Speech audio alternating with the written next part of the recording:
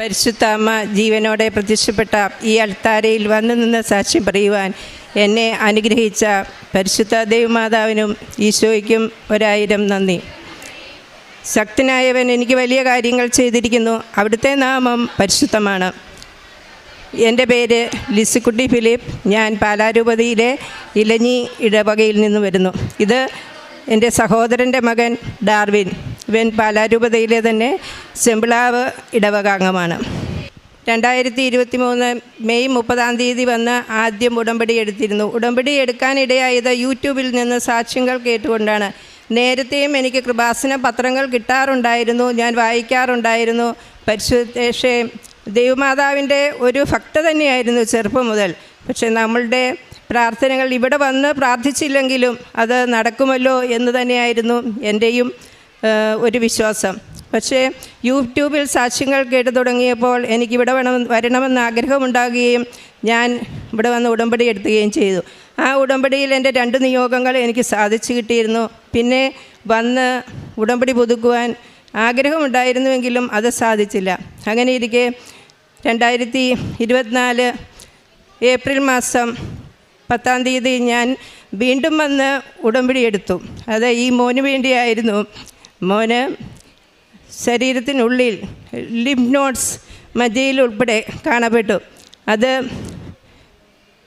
ഹാഡ്ജിൻസ്കിൻ lymphoma എന്ന ക്യാൻസറിൻ്റെ 4th സ്റ്റേജാണെന്ന് pet സ്കാനിൽ മനസ്സിലായി. അത് ഞങ്ങൾക്കെല്ലാവർക്കും സഹിക്കാവുന്നതിൽ ഏറെയായിരുന്നു. അത് വളരെ വിഷമത്തോടെയാണ് ഞങ്ങൾ നേരിട്ടത്.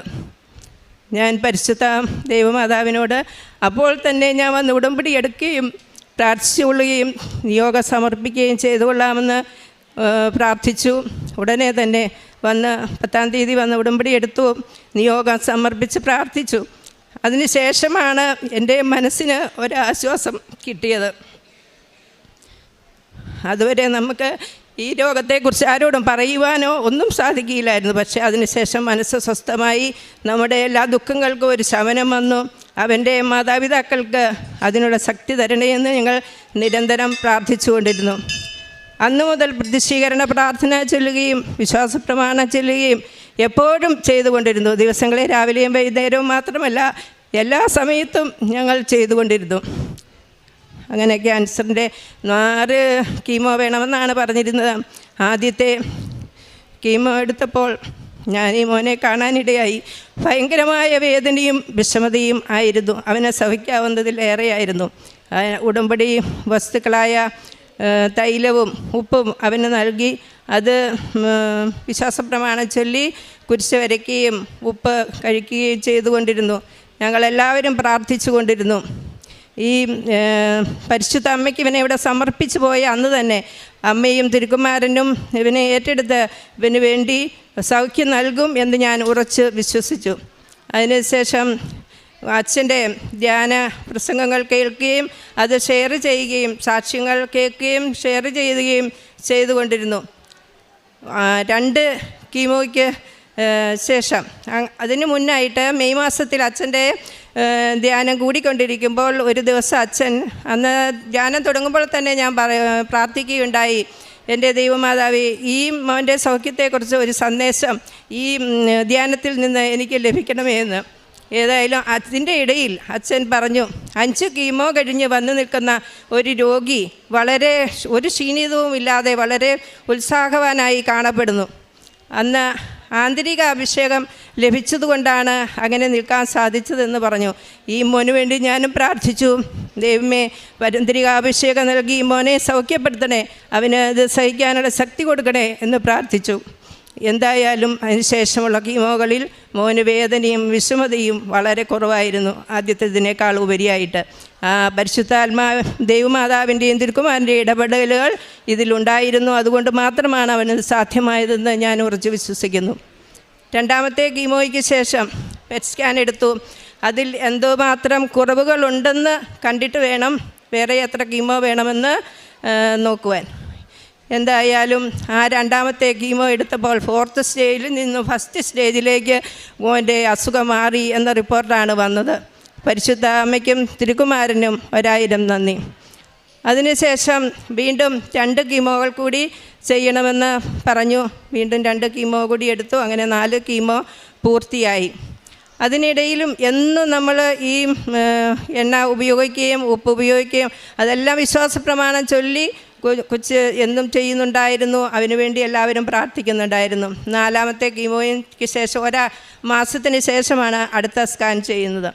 അപ്പോൾ ആ ഓഗസ്റ്റ് 13-ാം തീയതിയിലെ അച്ഛൻ്റെ ധ്യാന പ്രസംഗത്തിനിടയിൽ രോഗസൗഖ്യത്തെക്കുറിച്ച് പറയുന്നുണ്ടായിരുന്നു. ഈ മോനെക്കുറിച്ചും പറയണേ എന്ന് ഞാൻ പ്രാർത്ഥിച്ചു. അത് കഴിഞ്ഞ് ഉടനെ തന്നെ അച്ഛൻ പറയുന്നു, ആന്തരികാവയവങ്ങളിൽ കറുത്ത പാടുകൾ കാണപ്പെടുന്ന രോഗികളെ സുഖപ്പെടുത്തിക്കൊണ്ടിരിക്കുന്നു, അത് ക്യാൻസറുമാകാം. അത് ഈ മോൻ തന്നെയാണെന്ന് ഞാൻ ഉറച്ചു വിശ്വസിച്ചു. അതുപോലെ തന്നെ ആവുകയും ചെയ്തു. എന്തെന്നാൽ ആദ്യത്തെ സ്കാനിങ്ങിലൊക്കെ കറുത്ത പാടുകളായിരുന്നു നമുക്ക് കാണിച്ചു തന്നിരുന്നത്. 4ാമത്തെ സ്കാനിങ്ങിന് ശേഷം 1 മാസത്തിന് ശേഷം ഈ മാസം ആദ്യം സെപ്റ്റംബർ ആദ്യം എടുത്ത പെറ്റ് സ്കാനിൽ ലിംഫ് നോട്ട്സ് ഒന്നും ഇല്ല എന്ന് കാണിച്ച് പരിശുദ്ധ ദൈവമാതാവും തിരുക്കുമാരനും ഈ മോനെ സൗഖ്യപ്പെടുത്തിയതായി ഞാൻ സാക്ഷ്യപ്പെടുത്തുന്നു. ഈ കാലങ്ങളിലെല്ലാം നമ്മൾ പ്രത്യക്ഷീകരണ പ്രാർത്ഥനയും വിശ്വാസ പ്രമാണവും തുടർച്ചയായി ചെയ്യുന്നുണ്ടായിരുന്നു. അതുപോലെ തന്നെ വചനങ്ങൾ എഴുതി ഞാൻ പ്രാർത്ഥിക്കാറുണ്ടായിരുന്നു. മനുഷ്യന് അസാധ്യമായത് ദൈവത്തിന് സാധ്യമാണ്. അതുപോലെ പ്രാർത്ഥിക്കുകയും യാചിക്കുകയും ചെയ്യുന്നത് എന്തും നിങ്ങൾക്ക് സാധിച്ചു കിട്ടും എന്ന് വചനങ്ങൾ എഴുതാറുണ്ടായിരുന്നു. അതുപോലെ ഞാൻ പറഞ്ഞല്ലോ, ഞാൻ നേരത്തെ ഉടമ്പടി എടുത്തപ്പോൾ എനിക്ക് 2 നിയോഗങ്ങൾ സാധിച്ചു കിട്ടിയെന്ന്. അത് ഒന്ന് എൻ്റെ ഭർത്താവിൻ്റെ കിഡ്നി സ്റ്റോൺ മാറിയ സാക്ഷ്യമാണ്. ആ ഉടമ്പടി എടുക്കുന്നതിന് മുമ്പ് 1 മാസം മുൻപ് അദ്ദേഹത്തിന് ഭയങ്കരമായ വയറുവേദന ഉണ്ടാവുകയും ഹോസ്പിറ്റലിൽ അഡ്മിറ്റാകുകയും ചെയ്തു. അപ്പോൾ കിഡ്നി സ്റ്റോൺ ഉണ്ടെന്ന് കണ്ടെത്തി. അത് സർജറി ചെയ്യണമെന്നാണ് ഡോക്ടർമാർ പറഞ്ഞത്. ഏതായാലും അവിടെ നിന്ന് തന്നുവിട്ട ആ 1 മാസത്തെ മരുന്ന് ഉപയോഗിച്ചു. അതിനുശേഷം ഈ തൈലവും ഞാൻ നിയോഗം വെച്ച് പ്രാർത്ഥിച്ചിരുന്നു. തൈലവും ഉപ്പും ഉപയോഗിച്ച് തൈലം വിശ്വാസപ്രമാണം ചൊല്ലി കുരിശ് വരച്ച് എന്നും നെറ്റിയിൽ തേക്കുമായിരുന്നു. അങ്ങനെ പിന്നീട് ഒരു മരുന്ന് ഉപയോഗിച്ചില്ല. പിന്നെ ഇതുവരെ ഒരു വേദനയും ഉണ്ടായിട്ടില്ല. 1 വർഷത്തോളമായി. പിന്നെ എൻ്റെ 3ാമത്തെ സാക്ഷ്യം എന്ന് പറയുന്നത് എൻ്റെ ഔദ്യോഗിക ജീവിതവുമായി ബന്ധപ്പെട്ടുള്ളതാണ്. ഞാനൊരു പ്രൈമറി HM ആയിട്ടാണ് റിട്ടയർ ചെയ്തത്. എൻ്റെ NLC ലഭിക്കണം, നമുക്ക് ഗ്രാറ്റുവിറ്റി ലഭിക്കണമെങ്കിൽ റിട്ടയർമെൻറ്റിന് ശേഷമുള്ള എൻ്റെ സ്കൂളുകളിൽ നിന്നുള്ള, ഞാൻ HM ആയിരുന്ന 3 സ്കൂളുകളിൽ നിന്നും എനിക്ക് NLC ലഭിച്ചു. പക്ഷേ BRCയിൽ നിന്നുള്ള NLC ലഭിച്ചില്ല. എന്താണെന്ന് വെച്ചാൽ സ്കൂളുമായി ബന്ധപ്പെട്ട് നമുക്ക് ലഭിക്കുന്ന എല്ലാ സാമ്പത്തിക ഇടപാടുകളുടെയും ബില്ലുകളും വൗച്ചറുകളും കൊടുത്ത് ഓഡിറ്റ് നടത്തണം. ഞാൻ എൻ്റെ ആദ്യ കാലഘട്ടങ്ങളിലെ ഓഡിറ്റുകളെല്ലാം നേരത്തെ നടത്തിയതാണ്. പക്ഷേ അവസാനം വന്ന സാറ് പറഞ്ഞു അന്നത്തേത് വീണ്ടും നടത്തണം. അപ്പോൾ നമ്മൾ എത്രയോ വർഷങ്ങൾക്ക് മുമ്പുള്ള രേഖകളെല്ലാം ഉണ്ടെങ്കിലും അതെല്ലാം വീണ്ടും സംഘടിപ്പിച്ച് നമുക്ക് കൊണ്ടുവരേണ്ടിയിരുന്നു. ആ സമയത്താണ് ഞാനിവിടെ ഉടമ്പടി എടുത്തത്. ഞാൻ നിയോഗം വെച്ച് പ്രാർത്ഥിച്ചു. നിയോഗം വെച്ച് പ്രാർത്ഥിച്ച് ചെന്നതിന് ശേഷം ഉടനെ തന്നെ പിന്നെ നമ്മൾ ചെല്ലുമ്പോൾ പറയുന്നത്, ടീച്ചറെ വേണ്ട, നേരത്തെ ഓഡിറ്റൊക്കെ നടന്നതല്ലേ, അതിൻ്റെ കാര്യങ്ങളെല്ലാം ഉണ്ടല്ലോ, ഇനി അതിന് ശേഷമുള്ളത് മാത്രം മതി. എത്രയും എങ്ങനെയാണ് അമ്മ ഇടപെട്ടത് എന്ന് എനിക്ക് അപ്പോൾ മനസ്സിലായി. കാരണം അതിനു മുമ്പ് വരെ ഓരോരോ തടസ്സങ്ങളായിരുന്നു. ഇതിന് ശേഷം ഒരു തടസ്സവുമില്ല, ചെന്നതേ പറയുന്നു ഒരു കുഴപ്പവുമില്ല എന്ന്. എനിക്ക് ഉടനെ തന്നെ NLC ലഭിക്കുകയും എൻ്റെ ഗ്രാറ്റുവിറ്റി 1 മാസത്തിനുള്ളിൽ ലഭിക്കുകയും ചെയ്തു. പരിശുദ്ധ അമ്മയ്ക്കും തിരുക്കുമാരനും, എനിക്ക് ഈ അനുഗ്രഹങ്ങൾ തന്ന പരിശുദ്ധ അമ്മയ്ക്കും തിരുക്കുമാരനും 1000 നന്ദി. അതുപോലെ തന്നെ മറ്റൊരു ഉടമ്പടിയിലുള്ള നിയോഗമല്ലെങ്കിലും എനിക്ക് എപ്പോഴും ഗ്യാസ് ട്രബിൾ ഉണ്ടാകുമായിരുന്നു. എന്ത് ഭക്ഷണം കഴിച്ചാലും ചിലപ്പോൾ രാവിലെ മുതൽ വൈകുന്നേരം വരെ എന്ന് പറഞ്ഞ പോലെ ഞാൻ ഈ ഉടമ്പടി എന്നും രാവിലെ അല്പം ഉപയോഗിച്ച് വിശ്വാസ പ്രമാണം ചൊല്ലി കഴിച്ചിരുന്നു. ഇപ്പോൾ ആ ഗ്യാസ് അങ്ങനെ ഇല്ല, വളരെ കുറവാണ്, മാറി എന്ന് തന്നെ നമുക്ക് പറയാം. അങ്ങനെ എനിക്ക് എൻ്റെ പ്രേക്ഷിത പ്രവർത്തനങ്ങൾ എന്ന് പറയുന്നത്, ഞാൻ പത്രം വാങ്ങുന്നത് എല്ലാവർക്കും കൊടുക്കുന്നു. പിന്നീട് നമ്മുടെ ധ്യാനങ്ങളും സാക്ഷ്യങ്ങളും ഷെയർ ചെയ്യുന്നു. പറയപ്പെടുന്ന ഗ്രൂപ്പുകളിലെല്ലാം ഷെയർ ചെയ്യാറുണ്ട്. ബൈബിൾ വായനയുണ്ട്. ഇപ്പോൾ ബൈബിൾ വായന എന്ന് പറയുന്നത് നമ്മൾ നേരത്തെയും വായിക്കുമായിരുന്നു. പക്ഷേ ഈ ഉടമ്പടിക്ക് ശേഷം എനിക്ക് ആത്മീയമായി ഉയരുവാൻ സാധിച്ചിട്ടുണ്ട്. കാരണം നമ്മൾ വായിക്കാനും ഒരു മടുപ്പും കൂടാതെ കുറേ സമയം നമുക്ക് വായിക്കാനും അതുപോലെ അതൊക്കെ നമുക്ക് മനസ്സിലാക്കാനും സാധിക്കുന്നുണ്ട്. പിന്നെ നമ്മൾക്ക് എപ്പോഴും ഒരു ടെൻഷൻ ഉണ്ടായിരുന്ന ഒരു വ്യക്തിയാണ് ഞാൻ. എന്ത് കേട്ടാലും എന്ത് തന്നാലും പെട്ടെന്ന് ടെൻഷനാകുമായിരുന്നു. പക്ഷേ ഈ ഉടമ്പടിക്ക് ശേഷം നമുക്ക് കുറേയെല്ലാം സംയമനം പാലിക്കാനും കുറേ കാര്യങ്ങൾ അമ്മയ്ക്ക് വേണ്ടി സമർപ്പിച്ച് പ്രാർത്ഥിക്കാനും സാധിക്കാറുണ്ട്. കാരുണ്യ പ്രവർത്തികൾ എന്ന് പറയുന്നത് പാവപ്പെട്ടവരെ സഹായിക്കാറുണ്ട്. അത് നേരത്തെ മുതലേ തന്നെ നമ്മൾ ചെയ്യുന്ന ഒരു കാര്യമാണ്. ഇപ്പോൾ കുറച്ചുകൂടി കൂടുതലായിട്ട് ചെയ്യുന്നുണ്ട്. രോഗികളായവരെ സാമ്പത്തിക സഹായങ്ങൾ നൽകാറുണ്ട്. പിന്നെ ഓൾഡ് ഏജ് ഹോമുകളിൽ ഭക്ഷണത്തിനുള്ള തുക നൽകാറുണ്ട്. എൻ്റെ തിരുകുമാരനും അമ്മയ്ക്കും 1000 നന്ദി. ഞാൻ രോഗാവസ്ഥയിലായിരുന്നപ്പോൾ തന്നെ എനിക്ക് ഉടമ്പടി ഉപ്പും തൈലവും കിട്ടുമായിരുന്നു.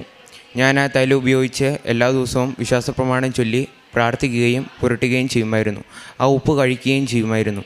എനിക്ക് ഈ സൗഖ്യം തന്ന പരിശുദ്ധ അമ്മയ്ക്കും ഈശോയ്ക്കും 1000 നന്ദി. വിശ്വാസത്തോടെയുള്ള പ്രാർത്ഥന രോഗിയെ സുഖപ്പെടുത്തും. കർത്താവ് അവനെ എഴുന്നേൽപ്പിക്കും.